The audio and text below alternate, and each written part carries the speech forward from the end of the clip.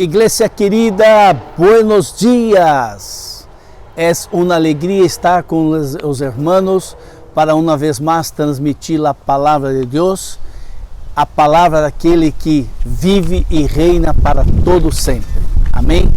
Vamos orar ao Senhor. Padre querido, Padre amado, clamamos a Ti que o Teu dulce Espírito Santo esteja hablando aos nossos corações, Senhor, através da Tua palavra ministrada em esta manhã.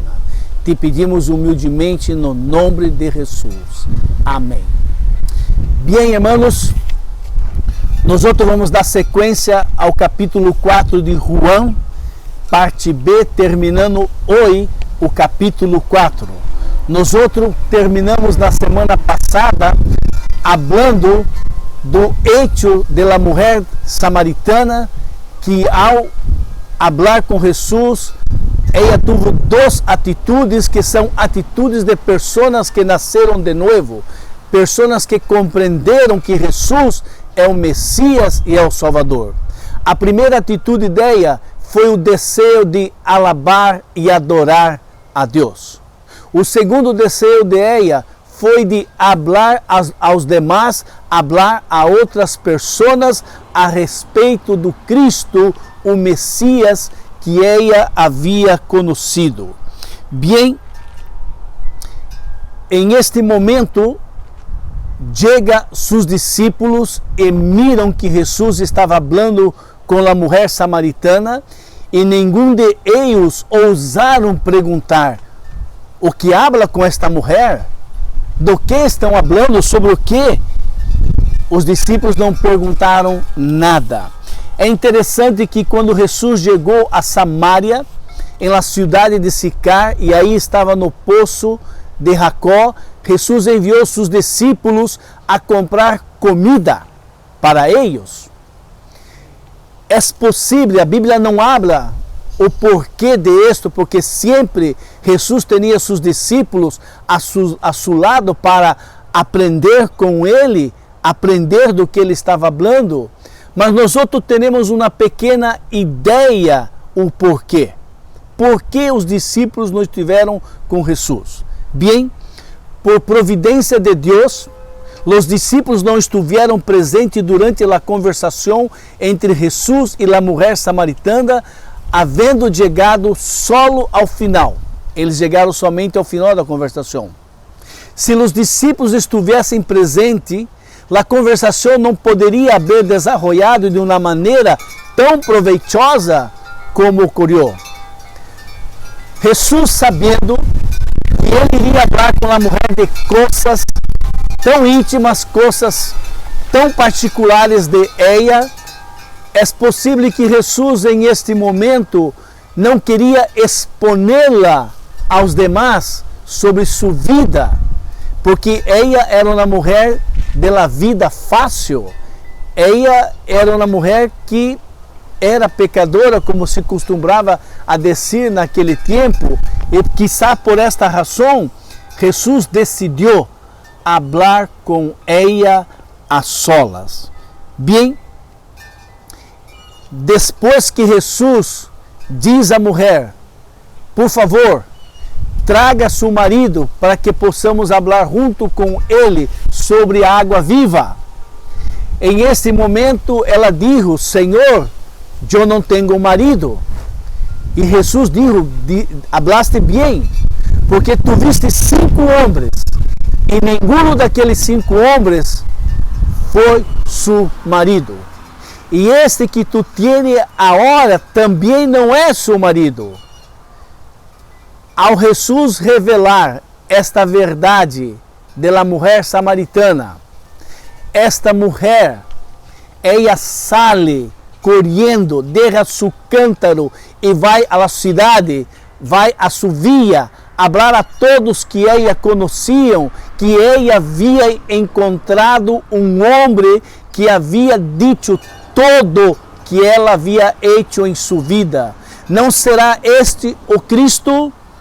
E o texto habla sobre isto, e esta mulher, ao falar sobre isto, diz o verso 30, e saíram de la cidade e iam hasta Jesus para escuchar sobre Jesus.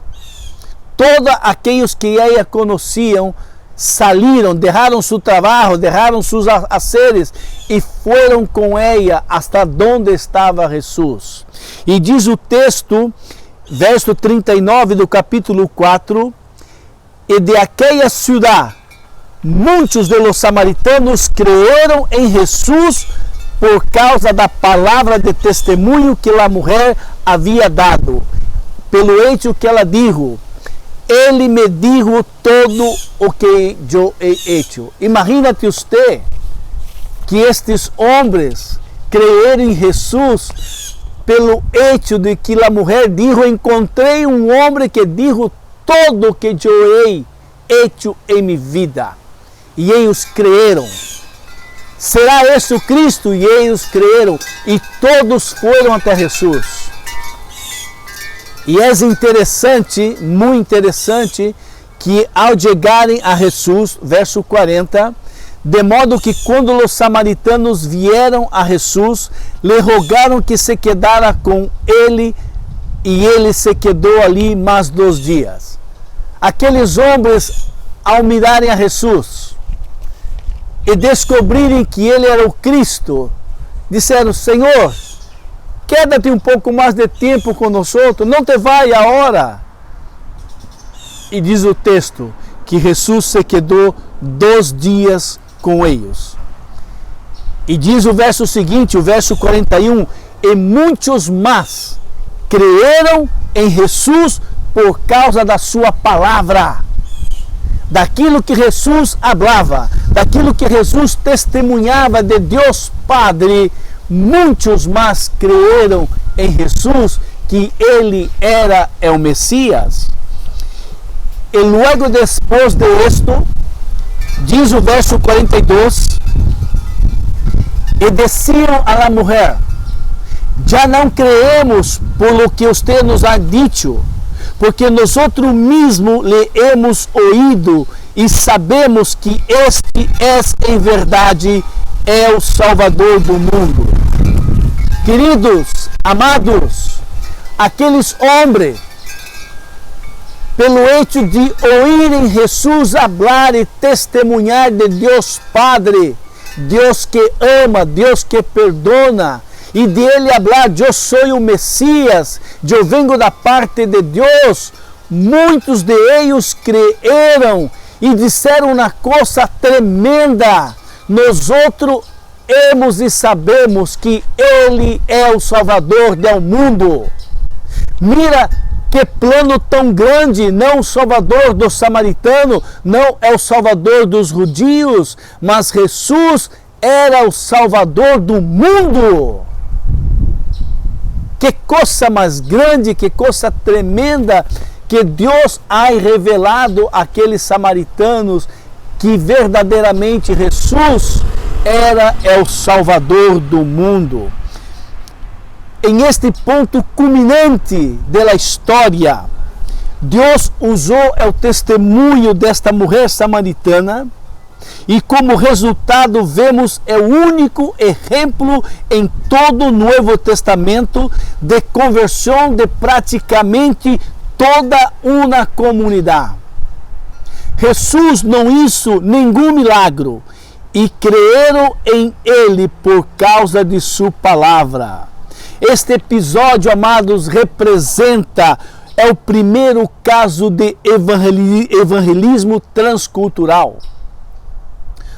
Uma mulher samaritana foi a primeira predicadora entre os suyos, a primeira evangelizadora entre os suyos e predicando sobre Jesus. Esta palavra é o Salvador do mundo. Juan é o evangelista do livro qual estamos lendo. Ele usa esta frase em 1 de Juan capítulo 13 de verso 1 Juan 4 de 13 a 15. Diz assim: em isto sabemos que permanecemos em ele e ele em nosotros, e em que nos ha dado de seu Espírito. E nós outros hemos visto e damos testemunho de que o Padre enviou ao Hijo para ser é o Salvador do mundo. Todo aquele que confessa que Jesus é o Hijo de Deus, permanece em Ele e Ele em Deus. Juan, tempo depois, em seu outro livro, ele habla sobre isso. Bem, mientras esto passa, os discípulos regressaram da cidade, traindo comida, e disseram: Rabi, mestre, Jesus, come um pouco. E Jesus lhe contesta desta maneira, quando os discípulos pedem que Jesus coma um pouco da comida. Pero Jesus lhe dijo: Eu tenho para comer uma comida que vosotros não sabeis. Os discípulos então se disseram entre si: ¿Le habrá alguém traído que comer? Jesus lhe dijo: Mi comida é fazer a vontade daquele que me enviou e levar a cabo a sua obra. Bem, Jesus não estava dizendo a seus discípulos que não necessitava comida. Jesus era homem, Deus homem entre eles. Mas Jesus estava dizendo que em aquele momento, a comida, a satisfação, a alegria que ele tinha é de poder falar de Deus Padre a aquelas pessoas. Jesus estava feliz e contente por estar levando mais adoradores, mais pessoas convertidas para o Padre.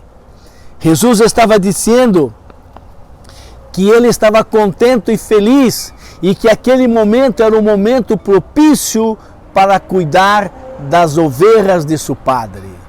Jesus está dizendo para nós outros também que nós outros não podemos nos preocupar e sempre estar pendente das coisas dessa vida.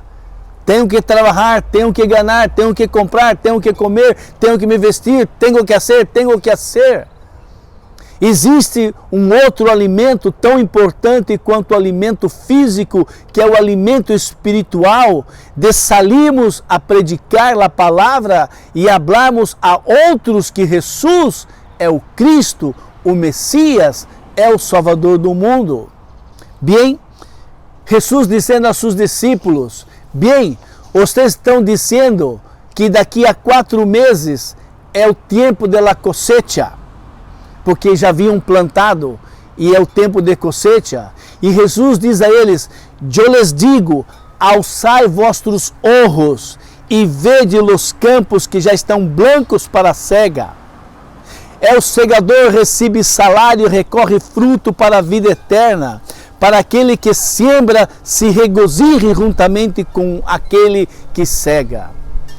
Jesus não estava falando da cosecha, do trigo, da maíz. Jesus estava falando de pessoas que estavam listas para receber a mensagem de salvação.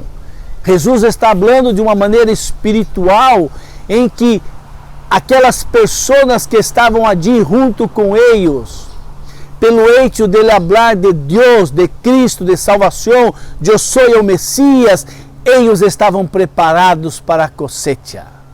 Estavam listos para levantar a mão e dizer: eu creio em Jesus como meu Senhor e Salvador. Eu creio que Jesus morreu por meus pecados e Ele pode me salvar da perdição eterna. Jesus falando de coisas espirituais e usando coisas físicas, materiais, para falar de coisas espirituais. No verso 37, Jesus diz: porque em este caso o dicho é verdadeiro, uno é o que sembra e o outro é o que cega, o que cosecha. Eu los enviei a cosechar, a cegar lo que não haveis trabalhado. Outros han trabalhado e vosotros haveis entrado em sua labor. Jesus estava dando aos discípulos a oportunidade de cosechar daquele fruto, o qual eles não haviam sembrado. Todo o Velho Testamento falava de Jesus, o Cristo. E aqueles samaritanos conheciam o Velho Testamento e esperavam o Messias. Ou seja, alguém plantou, alguém falou de Jesus através das Escrituras e agora eles tinham a oportunidade de cosechar estas vidas para Deus. Jesus anima seus discípulos para o evangelismo. Hacer a obra de Deus foi o alimento de Jesus e deve ser o de nós. Deus cria, Deus dá oportunidade e põe ante nós o dever de dar a prioridade ao evangelizar, amados. Em 2 Timoteu 2,4 diz o seguinte: nenhum soldado em serviço ativo se enreda em los negócios da vida diária, a fim de poder agradar aquele que o recrutou como soldado. Jesus está falando a nós que Jesus nos ha recrutado, Jesus nos ha salvado para predicar sobre Ele. Já pensaste você que todos nós fomos salvos porque alguém obedeceu a vontade de Deus e falou do Evangelho a nós? E se nós callarmos, quem vai predicar a palavra? Somos nós. A obrigação de predicar o Evangelho não é solamente a nós pastores. Predicar o Evangelho é para todos aqueles que um dia han entregado sua vida a Jesus. Para todos que um dia foram salvos pelo poder da palavra de Deus. E Deus chama a todos a predicar a palavra. Jesus dijo isto antes de ascender ao cielo: me é dado todo o poder em lo cielo e em la terra. Portanto, ide e predicai o Evangelho a todas as nações e bautizando-as no nome do Padre, do Hijo e do Espírito Santo. Allí está dizendo Jesus a todos nós, não a uma classe de cristianos, não aos pastores, mas sim aos pastores e todas as suas ovelhas que somos nós. É o dever de predicar o Evangelho e pedir ao Senhor que dê a nós a coragem, a ousadia, a valentia de falar de Ele a outras pessoas. Bem, assim como em la vida física, uma boa nutrição espiritual dá como resultado força, vigor, gozo e propósito de vida. Esta comparação que estamos fazendo. Bem, depois destes 2 dias, Jesus saiu de Samaria e foi até Galileia. E Jesus disse no verso 43 e 44: depois de los 2 dias saiu de aí para Galileia, porque Jesus mesmo deu testemunho de que aún o profeta não recebe honra em sua própria terra. Juan, o evangelista, registrou em Mateus 13:57 e Marcos 6:4 esta frase, que o profeta não tem honra em sua própria casa, contrastando completamente com o que Jesus hizo em Samaria, onde aquelas pessoas deram valor a Jesus como é o Messias e o Salvador do mundo. E muitos creram em Ele, ao que não miraram nenhum milagre. Bem, Jesus está falando que seu próprio povo é incrédulo e não crê em Ele. É uma fé fria, uma fé apenas que necessita mirar milagres para poder crer. E quando uma pessoa tem um coração como este que necessita mirar para poder crer, isto está revelando uma profunda incredulidade em Jesus, em Deus. Bem, Jesus está indo para Galileia, allá onde Jesus viveu muito tempo, da parte da sua infância, da sua juventude, ele viveu allá. Então, se Jesus, ao chegar em Galileia, verso 45, os galileus lhe receberam, pois haviam visto todo o que Jesus havia hecho durante a festa, porque eles também haviam estado em la festa. Muito bem, os galileus estiveram allá na semana da Páscoa e eles miraram todos os milagres que Jesus havia hecho allá em Jerusalém. Apesar que eles miraram todos os milagres que Jesus havia hecho, apesar de eles receberem a Jesus agora, oh Jesus, mestre, rabi, bem-vindo de regresso. Isto não significava que eles haviam creído em Jesus como Senhor e Salvador da vida de eles. Jesus conhecia seus corações e Jesus sabia que eles apenas creiam em Ele como um hacedor de milagros, um hacedor de señales. Mas Jesus sabia que eles não creiam em Jesus como Senhor e Salvador de suas vidas, mesmo mirando todos estes milagros. Bem, diz o texto que quando nós predicamos há 2 domingos passados, em João 3, de 1 a 3 e 14 a 18, quando Jesus é acercado através de Nicodemos, Nicodemos vai até Jesus e diz: sabemos que tu és mestre, sabemos que tu és venido da parte de Deus, porque seria impossível os milagres que tu haces se Deus não estivera com ele.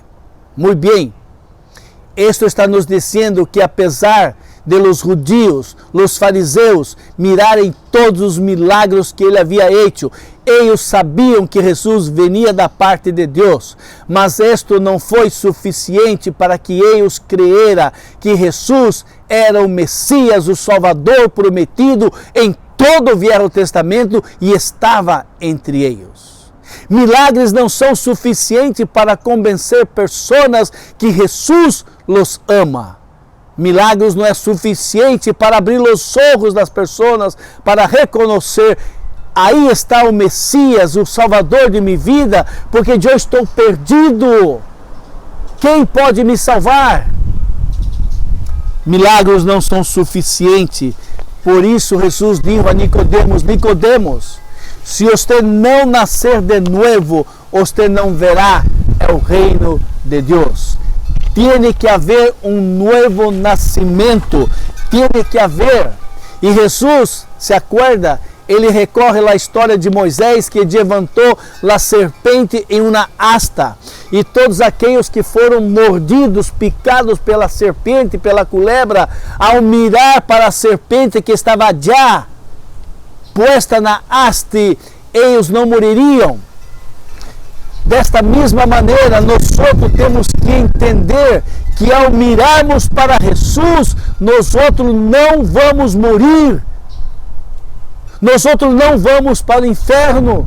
Nós não vamos estar separados de Deus, porque ao mirar para Jesus, como meu Senhor e meu Salvador, aquele que morreu por meus pecados, aquele que pode me salvar, ao mirar para Jesus, todos teremos vida eterna com Ele. Bem, nós entendemos essa mensagem, compreendemos que muitos não creiam em Jesus como Senhor e Salvador, muitos aceitavam Ele como um grande profeta, fazia muitos milagres, mas não aceitavam Jesus como Senhor e Salvador.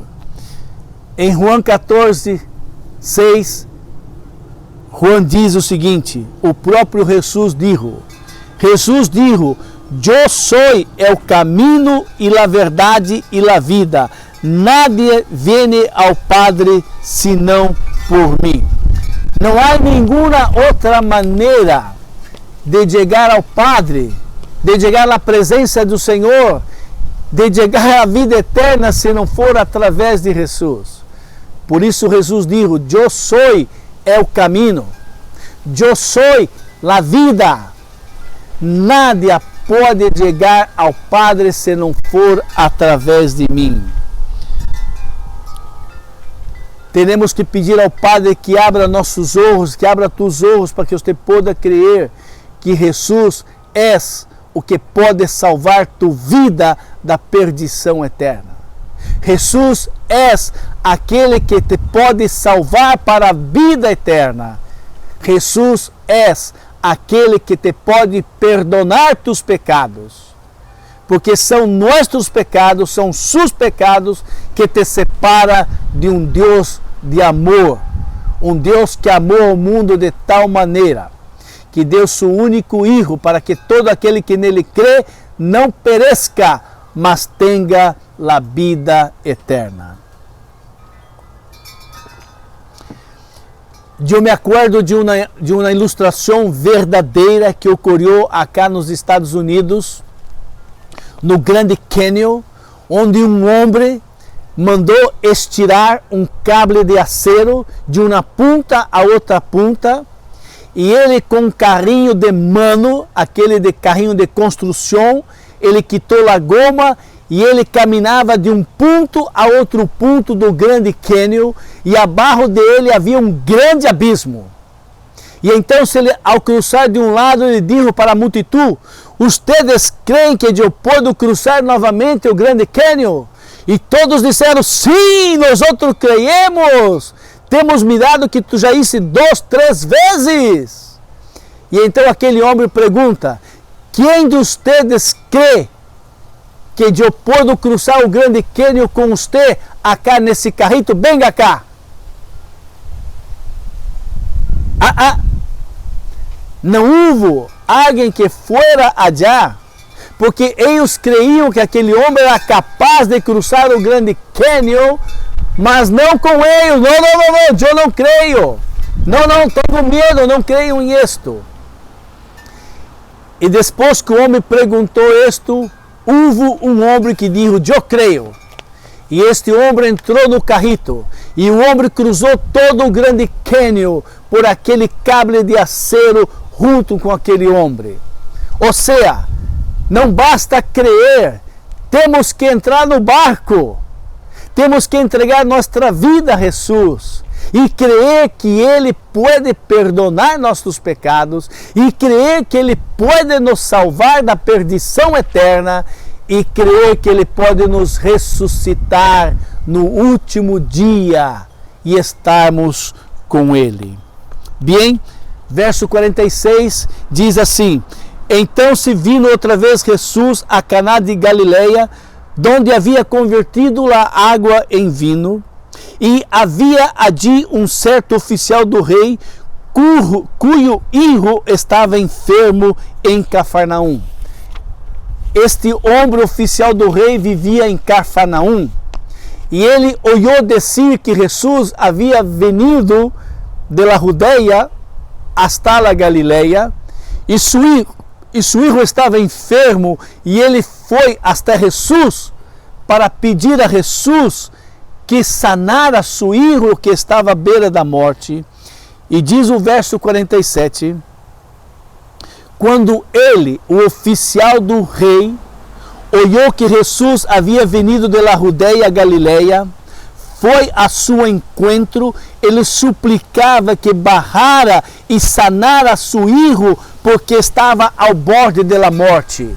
Um padre desesperado porque saiu de sua casa, deixando seu filho entre a vida e a morte, mas ao ouvir que Jesus estava em Caná da Galileia, ele foi até allá e implorou: Senhor, por favor, venha comigo até minha casa, sana meu filho, porque meu filho está morrendo." Em este exato momento, verso 48, Jesus lhe contesta desta maneira. Jesus então se lhe dijo: Se não veis sinais e prodígio, não crereis? Jesus estava falando àquele homem e todos os galileus que estavam allá. Se vocês não miram milagres, não podem crer. Vocês não podem crer em mim, que eu sou o Messias, eu sou o Salvador do mundo, sem que venham milagres. Eu tenho feito tanto milagres a vocês. Vocês han mirado, e mesmo assim vocês não creem em mim. Jesus está reprochando aquele homem e outros que estão sempre preocupados com o dia a dia e querem receber milagres de Jesus e não aceitam a Jesus como Senhor e Salvador de suas vidas. Isto passou já na Galileia há 2020 anos atrás e isto passa hoje, no ano de 2020. Muitas pessoas vêm à igreja, vêm a Jesus, buscando a Jesus, entre comillas, para receber uma bendição, para receber uma cura, para receber algo que venha satisfazer sua necessidade. E depois que recebem a cura, recebem o milagre, desaparecem. Desaparecem de nós, desaparecem da igreja e desaparecem da vida de Jesus. Somos a mesma pessoas daquela época, os galileus e hoje. Muitos estão buscando a Jesus para que resolvam seu problema físico, resolvam seu problema emocional, resolvam seu problema financeiro, resolvam seus problemas, mas não estão atrás de Jesus para resolver o seu problema espiritual, que é a morte eterna. Morte eterna é estar apartado de Deus por toda a eternidade. Bem, o oficial do rei escute essas palavras de Jesus e ele, como que não põe atenção no que Jesus lhe falou, ele diz: Senhor, Senhor, barra-te antes que meu filho muera. Aquele senhor estava preocupado com a vida de seu filho, é uma preocupação natural. Ele estava seguro que se Jesus for até sua casa, poderia saná-lo. Mas ele não tinha a fé e o entendimento que ainda que seu filho morrera, Jesus tinha poder para ressuscitá-lo. Não, ele não tinha essa fé, ele não tinha este entendimento. Se acordam quando mandaram avisar a Jesus que Lázaro estava enfermo? Jesus recebeu a notícia e todavia se quedou 3 dias aonde ele estava. E depois ele foi até Lázaro. E quando ele está se acercando, uma das irmãs de Lázaro se aproxima e diz: Senhor, se você estivesse cá, meu irmão não havia morrido. Jesus chorou e disse: não te preocupes, não te preocupes, porque ele pode ressuscitar. E ela havia entendido que era a ressuscitação do último dia, quando Jesus vai ressuscitar a todos. Ele disse: não, estou falando de agora, quitem a pedra. E Jesus disse: Lázaro, sai para fora. E Lázaro saiu para fora, vivo. Jesus ressuscitou a Lázaro. Mas este homem não tinha esse entendimento, essa capacidade. E ele insistia que Jesus fuera com ele. No verso 50, Jesus lhe disse: vete, tu filho vive. Vai para tu casa, regressa para Cafarnaum, volta para tu casa, porque eu estou dizendo que tu filho vive. E diz o texto: e o homem creu na palavra de Jesus que disse, e ele se foi. Aquele homem creu no poder da palavra de Jesus, e ele se foi seguro que Jesus havia sanado seu filho. Bem, nós outros uma outra passagem similar, um hecho parecido com este, que está em Mateus 8, de 5 a 8, quando um centurião se acerca a Jesus e pede a ele que lhe ajude e sane a seu servo tão querido dele que estava enfermo. E então se Jesus diz para ele, sim, eu vou contigo. E naquele momento ele diz, Senhor, verso 8, não mereço que entre bajo mi techo, pero basta que tu digas uma sola palavra e mi servo se quedará sano. E Jesus disse, nem mesmo em Jerusalém, em Israel, eu mirei uma pessoa com tanta fé. Jesus, pelo poder da sua palavra, curou o filho daquele oficial. E o oficial se vai para Cafarnaum.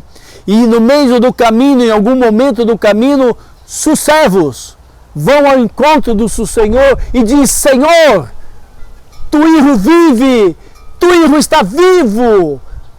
E ele pergunta, a que horas foi isto? E os servos lhe dizem, foi ayer por volta da 1:00 p.m. E então diz o texto, o padre se deu conta que foi exatamente nesta hora que Jesus lhe disse, tu filho vive, vete. Tu filho vivo, vete. Aqueles servos do oficial, ao mirarem que seu filho estava vivo, correram para dar a notícia a seu senhor. E naquele momento que seu senhor vai para sua casa crendo que seu filho estava vivo, se encontram. E ao se dar conta que o horário que o filho foi salvo, que a febre derrou ele, que ele ia morrer, foi ao mesmo momento em que Jesus disse, vete, tu filho vive. Por causa desse hecho, o oficial do rei e toda a sua casa creram em Jesus como Salvador. Jesus salvou a vida daquele filho de ele fisicamente e salvou a vida do oficial e de toda a sua família por toda a eternidade. Ah, Jesus! Como Jesus é maravilhoso! Como Jesus é poderoso! Como Jesus é misericordioso! Jesus muitas vezes tem que fazer milagres físicos para que nós outros possamos crer em Ele como Senhor e Salvador. Mas o desejo de Deus é que nós outros creiamos em Ele, mesmo sem receber milagres. E como é que isto passa? Como é que isto ocorre? Tenho que pedir a Deus que abra meus olhos. Tenho que pedir a Deus que abra meus ouvidos para que eu possa mirar, ouvir e reconhecer Jesus, aquele que vinha 2020 anos atrás, é o Filho de Deus, o Todo-Poderoso. Jesus vive e morreu por causa de meus pecados, e Ele ressuscitou, e Ele é poderoso para perdonar meus pecados e me garantizar a vida eterna por toda a eternidade. Isto não é algo mental, eu tenho que pensar firme, eu tenho que repetir 10 vezes, não. É algo que Deus faz se você pede para Ele, Senhor, ajuda-me na minha incredulidade, ajuda-me a crer que Jesus é o Senhor e Salvador. Assim como Deus abriu os olhos da mulher samaritana, assim como Deus abriu os olhos de toda aquela cidade de Sicar, Deus é o mesmo Deus poderoso para abrir tus olhos, para que você creia em Ele. Amém? Que Deus lo bendiga, que Deus possa falar a seu coração através dessa mensagem, que é a mensagem de Ele, não minha, não de nós outros. Estamos apenas ensinando, explicando, predicando a palavra que vai transformar sua vida em esta vida e por toda a eternidade. Amém? Padre querido, Padre amado, bendiga a todos que estão ouvindo esta mensagem, Senhor. aqueles que ouviram a mensagem miércoles, aqueles que ouviram a mensagem viernes pela noite, esses que estão ouvindo a mensagem agora pela manhã nesse domingo, e aqueles que vão ouvir tua mensagem às 6 da tarde, Senhor. Deus poderoso, abre os olhos, abre os ouvidos, para que homens e mulheres, jovens, sejam salvos, ó Padre, sejam salvos e resgatados das profundezas do inferno para a sua maravilhosa luz, Senhor. Deus querido, sem ti não podemos fazer nada. O homem não pode se convencer por si mesmo se o Senhor não falar, se o Senhor não ajudar. E eu pido esta bendição para estes que estão nos ouvindo, para aqueles que nos ouviram e aqueles que vão ouvir, Senhor. Abre os olhos, Senhor. Abre os ouvidos. Eu te pido humildemente no nome poderoso de Jesus. Amém. Queridos, foi um prazer, uma alegria estar com os irmãos. Que Deus o Todo-Poderoso los bendiga grandemente. Bye.